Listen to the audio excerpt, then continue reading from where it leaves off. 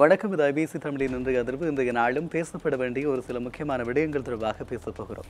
இன்றைய நாளை பொறுத்தவரை நாமல் ராஜபக்சவினுடைய நுகேகுட பேரணி இடம்பெற இருக்கக்கூடிய சூழ்நிலையில் அது தொடர்பான எதிர்பார்ப்புகளும் இதனுடைய விளைவுகள் எப்படி இருக்கப் போகிறது என்பது தொடர்பாக பல்வேறுபட்டவர்களும் பல்வேறு விதமான கருத்தாடல்களை பகிர்ந்து கொள்கிறார்கள்.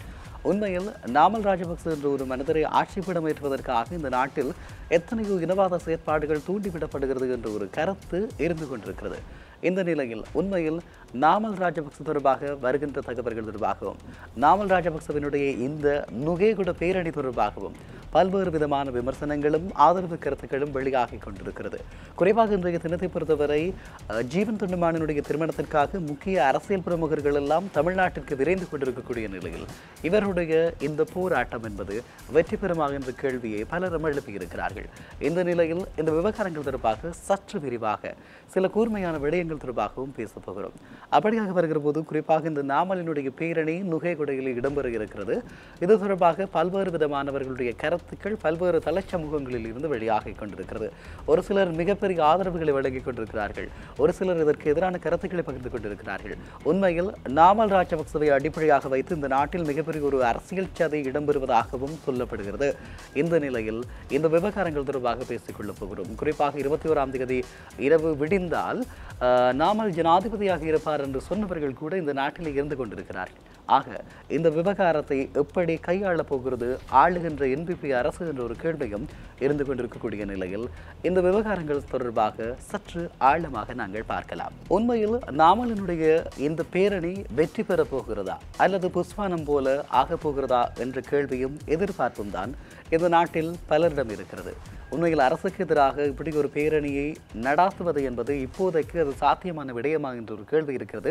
காரணம், அரசு தன்னுடைய நகர்வுகளால் மக்களை திசை திருப்பி தன் பக்கம் வைத்திருப்பதான ஒரு கருத்தியலை பல நோக்கர்கள் சொல்லிக் கொண்டிருக்கிறார்கள்.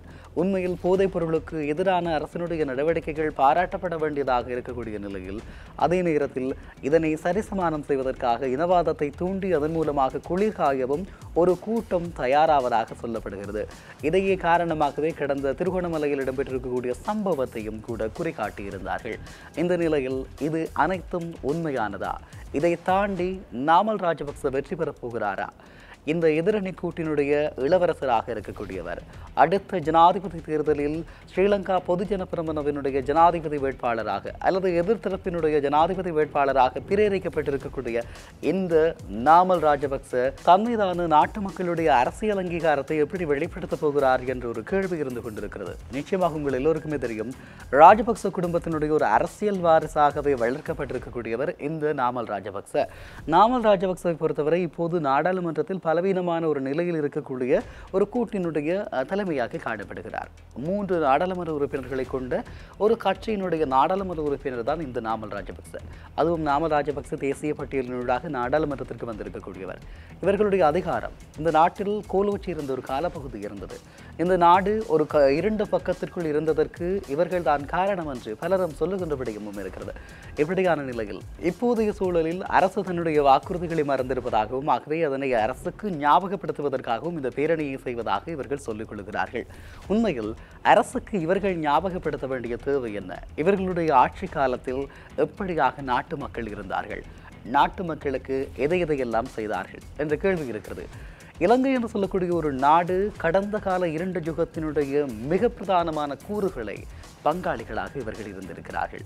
நாட்டை ஆட்சி செய்தவர்கள், முடிசூடாத மன்னவர்களாக தங்களை அடையாளப்படுத்திக் கொண்டவர்கள். குறிப்பாக மஹிந்த ராஜபக்ச 2 முறை இலங்கையினுடைய ஜனாதிபதியாக இருந்து கோலோச்சினார். அவருடைய காலப்பகுதியில் சொல்லிக்கொள்ள வேண்டுமாக இருந்தால் இனச்சமத்துவம் என்பதும் பௌத்த மேலாதிக்க சிந்தனைகளும் வளர்ந்து நின்றது. தமிழ் மக்களுக்கு எதிராக நிகழ்த்தப்பட்ட அநீதிகள் ஏராளமாக இருந்தது. அதன் பின்பதாக வந்திருக்கக்கூடிய அவருடைய சித்தப்பா கோட்டாபாய ராஜபக்ச, இவருடைய காலப்பகுதியிலும் இவர் ஒரு குட்டி இளவரசராக இருந்தார். இப்போது அதிகாரங்கள் எல்லாம் பறிக்கப்பட்ட நிலையில் மீளவும் அதிகாரத்திற்கு பெறுவதற்காக துடித்துக் கொண்டிருக்கக்கூடியவர்கள் தான் இந்த நாமல் ராஜபக்ச தரப்பு. சரி, இப்படி இருக்கக்கூடிய நிலையில் இன்னும் ஒரு புறமாக பார்க்கிற போது ஏகேடி என்று சொல்லக்கூடிய அனுரகுமார திசாநாயக தலைமையிலான அரசு தாங்கள் புனிதர்கள் என்று சொல்லியும் நாட்டு மக்களுக்காக நிறைய விடயங்களை செய்ததாகவும் நாடாளுமன்றத்தில் தற்பெருமை பேசிக் கொண்டிருக்கிறார்கள். உண்மையில் ஒரு சில விடயங்களை கவனிக்க வேண்டிய தேவை இருக்கிறது. உண்மையாகவே இந்த அரசு மக்களுக்கான அரசுதானா என்ற கேள்வி எழுகின்ற போது அதிலும் சில சந்தேகங்கள் இருந்து கொண்டிருக்கிறது. வழங்கிய வாக்குறுதிகள் இன்று வரை நிறைவேற்றப்படாத ஒரு நிலைமை இருக்கிறது. அரசியல் கைதிகளினுடைய விவகாரம் உங்களுக்கு தெரியும். பயங்கரவாத தடை சட்டம் தொடர்பான வாக்குறுதிகள் நிறைவேற்றப்படவில்லை. இப்படியான ஒரு நிலைமை இருக்கிறது. நேற்றைய நாளில் அரசியல் கைதியாக பல ஆண்டுகளாக சிறையில் இருக்கக்கூடிய ஆனந்த சுதாகரனுடைய பிள்ளைகளை பராமரித்து வந்திருக்கக்கூடிய அவருடைய மாமியார் காலமாகி இருக்கிறார். பிள்ளைகள் பராமரிப்பின்றி இருக்கிறார்கள். தந்தை விடுதலை செய்யப்படவில்லை. தாய் உயிரிழந்து விட்டார். இப்படியான ஒரு நிலைமையை அந்த குழந்தைகள் எதிர்நோக்கி கொண்டிருக்க எதிர்க்கட்சிகளிலே இருந்த காலப்பகுதிகளில் இதற்காகவும் பேசிய இந்த ஏகேடி தரப்பு என்ன செய்து கொண்டிருக்கிறது என்ற ஒரு கேள்வி இருக்கிறது. உண்மையில் இனவாதத்தை கக்கி நாமல் ராஜபக்ச போன்றவர்கள் இப்படியான செயற்பாடுகளில் ஈடுபடுகிறார்கள். இதற்கு எதிராக ஒரு நகர்வுகள் மேற்கொள்ளப்பட்டால் நாமல் ராஜபக்சவினுடைய ஆட்சி அல்லது அவர்களுடைய ஆதரவு தளம் மேலோங்கிவிடும் என்று சொல்லுகிறார்கள்.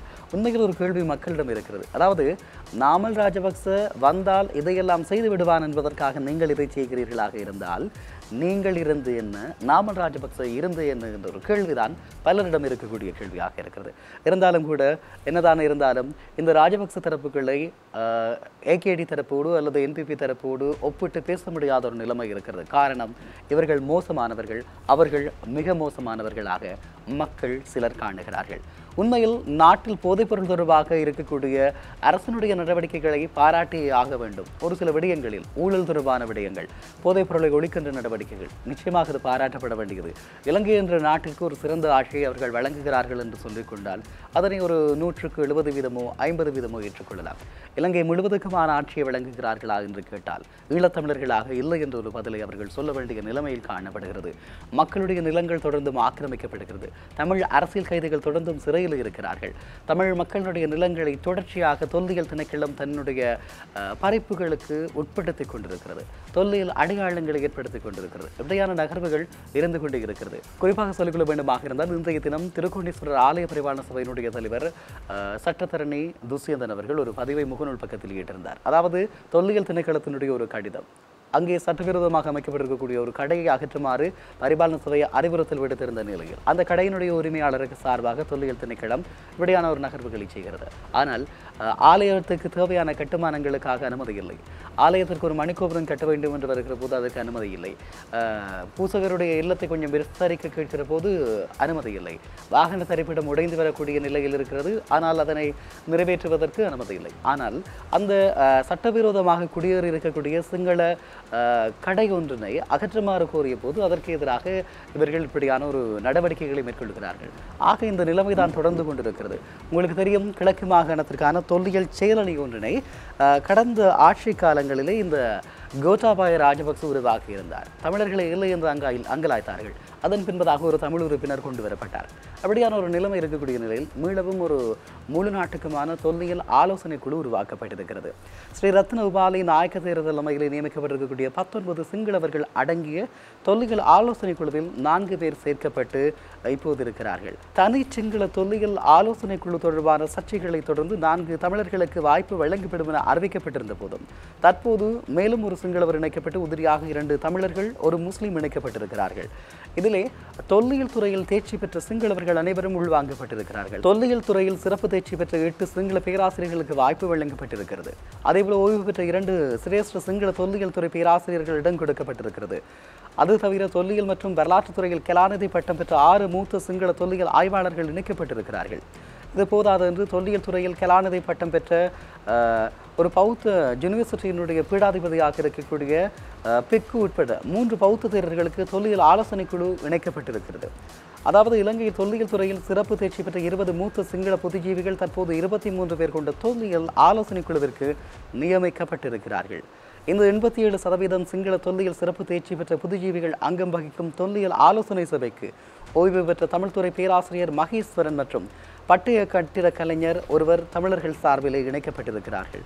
தேவநம்பியதீசன் காலத்திற்கு முன்பே பௌத்தம் இலங்கையில் வேறு ஒன்று இருந்தது என வாதிடக்கூடிய பேராசிரியர் ராஜ் சோமதேவா முதல் மட்டக்களப்பு தொப்பிக்கல குடும்பிமலை பகுதியை மையப்படுத்தி கிழக்கு மாகாண பௌத்த மத தோற்றம் குறித்து ஆய்வுகளில் ஈடுபடும் பேராசிரியர் சஸ்னி நர்மதா அமரசேகர வரையான சிங்கள புத்திஜீவிகள் துறை சாராத தமிழர்கள் எவ்வாறு எதிர்கொள்ளப் போகிறார்கள்? ஆக இவர்களும் எப்படியான நகர்வுகளை மேற்கொள்கிறார்கள் என்று சொன்னால், எப்படி கோட்டாபாயவினுடைய நகர்வுகள் இருந்ததோ அதுபோல இவர்களும் 23 பேர், அதிலே 20 பேர் சிங்களவர்கள், 3 பேரிலே 2 தமிழர், ஒரு முஸ்லீம். அந்த 2 தமிழர்கள் இந்த துறை சாராதவர்களாக இருக்கிறார்கள். ஆகவே தொல்லியல் துறை சார்ந்து இருக்கக்கூடிய 20 பேரை இந்த 2 தமிழர்கள் எப்படி எதிர்நோக்கப் போகிறார்கள், எதிர்கொள்ளப் போகிறார்கள் என்ற கேள்வி இருக்கிறது. ஆக உண்மையில் சொல்லிக்கொள்ள வேண்டுமாக இருந்தால், பேசா மடந்தைகளாக இந்த தொல்லியல் ஆலோசனை குழுவிலே இந்த தமிழர்களை வைத்துவிட்டு தொல்லியல் என்ற போர்வையிலே தமிழ் மக்களுடைய நிலங்களை இவர்கள் மீளவும் ஆக்கிரமிக்கப் போகிறார்கள். அண்மையில் திருகோணமலையினுடைய குச்சவெளி பிரதேச செயலாளர் பிரிவுக்கு சென்றிருந்த போது அங்கே பானமர திலகவம்ச தேரனுடைய அட்டகாசங்கள் தொடர்பாக அறிய கிடைத்தது. அது மாத்திரமல்லாமல் வயல் காணிகளுக்கு நடுவே தொல்லியல் அடையாளம் என்று சொல்லக்கூடிய கற்கள் நிறுவப்பட்டிருக்கிறது.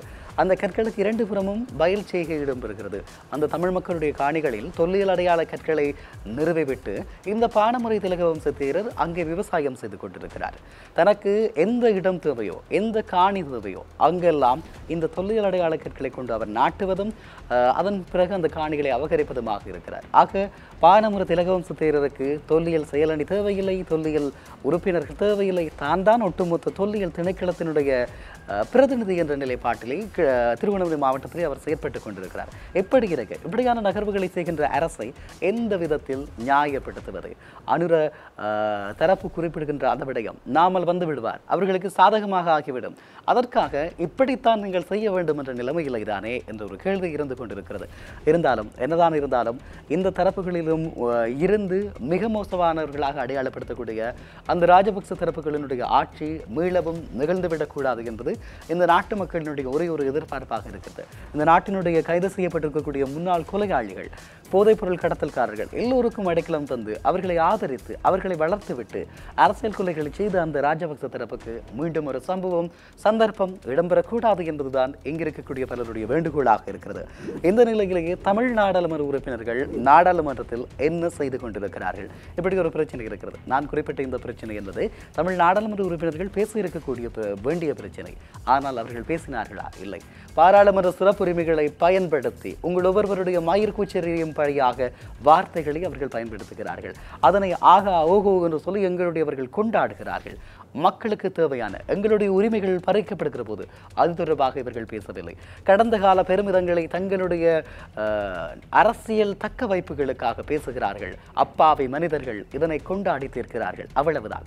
அவர்கள் நாடாளுமன்றத்திற்குள் பேசுகின்ற எந்த வார்த்தைகளுக்கும் இவர்களுக்கு எதிராக நடவடிக்கை எடுக்க முடியாது. நாடாளுமன்ற சிறப்புரிமை என்ற ஒரு கடிவாளத்தை வைத்துக் கொண்டு அவர்கள் தங்களுடைய அரசியலை கனகச்சிதமாக செய்து கொண்டிருக்கிறார்கள். இந்த தொல்லியல் செயலணி தொடர்பாக நாடாளுமன்ற உறுப்பினர்களில் எங்களுடைய தமிழ் நாடாளுமன்ற உறுப்பினர்கள் என்று மார்தட்டுகின்ற யாராவது பேசினார்களா என்று கேட்டால் இல்லை என்றொரு பதில் இங்கே வருகிறது. ஆக தமிழ் நாடாளுமன்ற உறுப்பினர்கள் தங்களுடைய பிரச்சனைகளை பேசுவதற்கே காலம் போதுமானதாக இருக்கிறது என்று கூட சொல்லிக் கொள்ளலாம். குறிப்பாக இந்த அர்ஜுனா ராமநாதன் அவர்களை கொண்டாடுகின்ற இந்த சமூகம் தமிழ் தேசிய அரசியல் பரப்பில் இருக்கக்கூடிய ஒவ்வொருவரையும் தாழ்த்தி தன்னை மிக உயர்ந்தவராக காட்டிக் கொள்ளுகின்றவர். எப்படி உயர்ந்தவராக காட்டிக் கொள்ளுகிறார் என்று கேள்வி வருகிற போது இவருக்கு எதிராக பல்வேறு பிரச்சனைகள் இருப்பதாக மக்கள் அங்கலாக்கிறார்கள். அண்மையில் சாவகச்சேரிய மக்களிடம் சென்று கேட்டபோது அவர்கள் தலையில் அடித்து அழுகிறார்கள். எப்படி இருக்கிறது நிலைமை என்று பாருங்கள். இன்றைய தினம் நாடாளுமன்றத்தில் தனக்கு உயிர் அச்சுறுத்தல் இருப்பதாக சபாநாயகரிடம் முறையிடுகிறார். நேற்று முன்தினம் அதற்கு முன்தினம் என்னை சுட்டாலும் பரவாயில்லை என்று சொல்லி நாடாளுமன்றத்தில் பேசுகிறார். இன்று தனக்கு உயிர் அச்சுறுத்தல் இருப்பதாக சொல்லுகிறார்.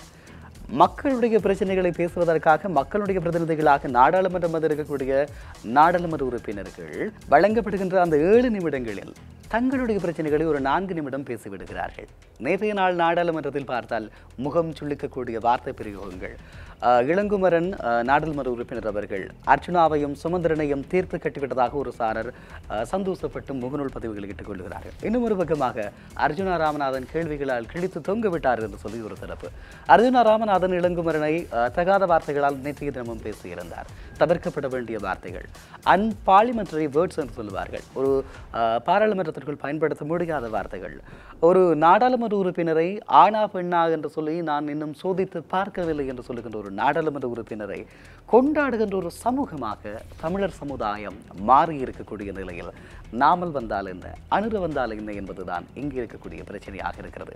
தமிழர்கள் தங்களுக்கான அரசியலை சரியாக பயன்படுத்தவில்லை, தங்களுடைய வாக்குகளை சரியாக பயன்படுத்தவில்லை. இப்போது இருக்கக்கூடிய இந்த விவகாரங்கள் ஒவ்வொரு நாளும் எனக்கு அந்த சந்தர்ப்பம் வழங்கப்படவில்லை, எனக்கு இப்படியாக இருக்கிறது, பாராளுமன்ற மலசலகூடம் திறக்கப்படவில்லை, சிற்றுண்டி சாலைக்கு சென்று வருகிற போது உன்னை கொல்லுவேன் என்று சொல்லி அந்த நாடாளுமன்ற உறுப்பினர் சொல்கிறார். இப்படியான வார்த்தைகள், தன்னுடைய பிரச்சனைகள். ஒரு காலகட்டம் இருந்தது, எல்லோருமாக இந்த நாடு முழுவதுமாக தமிழ் நாடாளுமன்ற உறுப்பினர்களை பார்த்து அதிசயித்து போனார்கள்.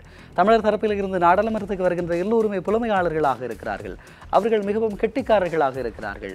இப்படியாக பேசிக்கொண்டு ஒரு சமூகம் இப்போது கேலி கூத்தாடுகின்ற நாடாளுமன்ற உறுப்பினர்கள் என்று சொல்லி தமிழ் நாடாளுமன்ற உறுப்பினர்களை சுட்டுகின்ற அளவுக்கு மாறி இருக்கிறது. ஆகவே அங்கே சிங்களவர்களுக்கு ஒரு நாமல் இருக்கிறார், ஒரு மஹிந்த இருக்கிறார், ஒரு கோத்தாபாய ராஜபக்ச இருக்கிறார், ஒரு ஜனாதிபதியாக இந்த அனுரகுமார திசாநாயக்க இருக்கிறார். பலமான ஒரு ஆட்சி கட்டமைப்பு இருக்கிறது. 159 நாடாளுமன்ற உறுப்பினர்களோடு அவர்களுடைய அரசியல் இருக்கிறது. ரணில் விக்ரமசிங்கே இருக்கிறார். இப்படியாக அவர்களுக்கெல்லாம் எவ்வளவு தலைவர்கள் இருக்கிறார்கள். தமிழ் மக்கள் எங்களுடைய பிரதிநிதிகள் என்று சொல்லி இவர்கள் சொல்லிக்கொண்டாலும் இன்னமும் தமிழ் மக்கள் ஒரு தலைமைக்கான தேடலோடு இருக்கிறார்கள் என்று சொன்னால் தமிழர்களுக்கான அந்த அரசியல் தலைமை யார் என்ற ஒரு கேள்வி இருக்கிறது இல்லையா? இதற்கான பதிலை யார் சொல்ல போகிறார்கள்? தமிழ் மக்கள் தங்களுக்கு வழங்கப்பட்ட வாக்களிக்கின்ற சரியான சந்தர்ப்பத்தை அவர்கள் பயன்படுத்திக் கொள்ளவில்லை. அடுத்ததாக தமிழர்களுடைய தலைவர்கள் என்று சொல்லுகின்றவர்களுக்கு சரியான அரசியலை முன்னெடுக்க தெரியவில்லை. யாரிடம் நீதி கேட்க வேண்டும், யாரிடம் எதை சொல்ல வேண்டும் என்ற நிலைப்பாடு இவர்களுக்கு தெரியாமல் இருக்கிறது. உண்மையாக தமிழர்களுடைய அரசியல் தீர்வு பிரச்சனையை பேசுகிறோம் என்று சொல்லுகிறவர்கள் எத்தனை ஆண்டுகளாக கிடைக்கப்பட்ட சந்தர்ப்பங்களை நழுவ விட்ட பின்பு இவர்கள் அதை தரவில்லை என்று சொல்லுகிறார்கள். அண்மையில் நாடாளுமன்ற உறுப்பினர் குழாம் ஒன்று, இலங்கை தமிழரசு கட்சியினுடைய நாடாளுமன்ற உறுப்பினர் குழாம் ஜனாதிபதி அனுரகுமார திசாநாயக்கவை சந்தித்திருந்தார்கள். இவர்கள் இனப்பிரச்சனை தொடர்பாக பேசுவதாக சொல்லப்பட்டது. இதே தமிழரசு கட்சியும் தமிழ் தேசிய கூட்டமைப்பும் ரணில் மைத்ரி ஆட்சி கால பகுதியில் மிக நெருக்கமாக இருந்தார்கள். 2 தடவை அந்த அவர்களுடைய ஆட்சி கலையப் போகிறது என்கிற போது நிபந்தனையற்ற ஆதரவுகளை வழங்கியிருந்தார்கள். அப்போது ஏன் நீங்கள் இந்த கேள்விகளை கேட்கவில்லை? ஏன் புதிய அரசியலமைப்பு வரைவை உங்களால் 5 வருடங்களுக்கு வரைய முடியாமல் போனது? அந்த ஆட்சியினுடைய நிழல் பிரதமராக திருவாளர் சுமந்திரன் அவர்கள் இருந்தார். இப்போது இவர்கள் இப்படியான விடயங்களை எல்லாம் பேசி சாக்கு போக்கு சொல்லி தங்களுடைய அரசியலை செய்து கொண்டிருக்கிறார்கள். ஆகவே தந்தை செல்வநாயகம் சொன்னது போல தமிழ் மக்களை கடவுள் தான் காப்பாற்ற வேண்டும் என்ற அந்த வார்த்தை தான் இன்னமும் உயிர்ப்பிக்கப்பட்டு கொண்டே இருக்கிறது என்பதனை கூட சொல்லிக் கொள்ளலாம். ஆகவே அன்பான உறவுகளை நீங்கள் தீர்மானிக்க வேண்டும். ஒரு தேர்தல் என்று வருகிற போது எழுந்தமானமாக மேடை பேச்சுகளுக்கு மயங்கி வாக்களிக்க வேண்டுமா? ஒருவருடைய நடத்தை, ஒருவர் பேசுகின்ற முன்னுக்கு பின் முரணான விடயங்கள், இப்படியான நகர்வுகள் எல்லாம் இருந்து கொண்டிருக்கிறது. ஆகவே தமிழ் மக்களுடைய பிரச்சனைகளுக்காக பேச வேண்டிய நாடாளுமன்றத்திலேயே அண்மையில் நாடாளுமன்ற உறுப்பினர் ஸ்ரீதரன் அவர்கள் சஜித் பிரேமதாஸ் அவர்கள் மன்னிப்பு கூற வேண்டும் என்று சொல்லுகிறார். சஜித் பிரேமதாஸ் மன்னிப்பு கூற வேண்டும் என்று சொன்னால் அவர் ஒரு சிங்களவர், தன்னுடைய இனம் சார்ந்து தன்னுடைய மதம் சார்ந்து பேசியிருக்கிறார். ஆக இவருக்கு வாக்களியுங்கள் என்று சொல்லி வரிசை கட்டி கைகாட்டி நின்ற இந்த தமிழரசு தரப்பு மன்னிப்பு கேட்க வேண்டும். கடந்த ஜனாதிபதி தேர்தலில் தங்களை நம்பி இருந்த மக்களை இந்த பக்கமாக அழைத்து சென்றது இந்த தரப்பு இல்லையா? இவர்கள் மன்னிப்பு கேட்க வேண்டாமா? இப்படியாக யார் மன்னிப்பு கேட்பது? யார் பெரியவர்? நான் அப்படி செய்தேன், நான் இப்படி செய்தேன், நான் தேசிய தலைவருடைய பிள்ளை, நான் தேசிய தலைவருடைய மகன் என்று மயிர் கூச்செறிய வார்த்தைகளை பேசுகின்றவர்கள், என்னை சுட்டாடும் பரவாயில்லை என்று சொல்லுகின்ற விடயங்கள், இதுயெல்லாம் எந்த அளவுக்கு தமிழ் மக்களை முட்டாள்களாகவும் தமிழ் மக்களை மந்தைகளாகவும் வைத்து பராமரித்து தங்களுடைய அரசியலை கொண்டு செல்ல முடியுமோ அந்த அளவுக்கு இவர்கள் செய்து கொண்டிருக்கிறார்கள். ஆகவே இந்த பேரணிக்கு மஹிந்த ராஜபக்ச வந்திருக்கிறார். நேற்றைய நாளில் குறிப்பாக சொல்லிக்கொள்ள வேண்டுமாக இருந்தால் விகாரையாக ஏறி இறங்கி இருக்கிறார், ஊடகங்களின் முன் பேசி இருக்கிறார். இப்படி இருக்கக்கூடிய நிலையில் இந்த பேரணி என்பது எப்படி இருக்க போகிறது? உண்மையில் நாமலினுடைய பேரணிக்குள் கருப்பாடுகள் புகுந்து விட்டனவா, அல்லது அனுரவினுடைய ஆட்சியை கலைப்பதற்காக இவர்கள் இப்படியான நாடகங்களை ஆடுகிறார்களா, அல்லது நாமலுக்காகவும் அனுரவுக்காகவும் அடிபடும் இளங்குமரனும் அர்ஜுனாவும் எப்படி தமிழ் மக்களுக்கான அரசியல் அபிலாசைகளை பூர்த்தி செய்ய போகிறார்கள்? இப்படியான கேள்விகளோடு விடைபெறுகிறேன் உறவுகளே. நாளை மற்றும் ஒரு எதிர்வினூடாக உங்கள் அனைவரையும் சந்திக்கிறேன். வணக்கம்.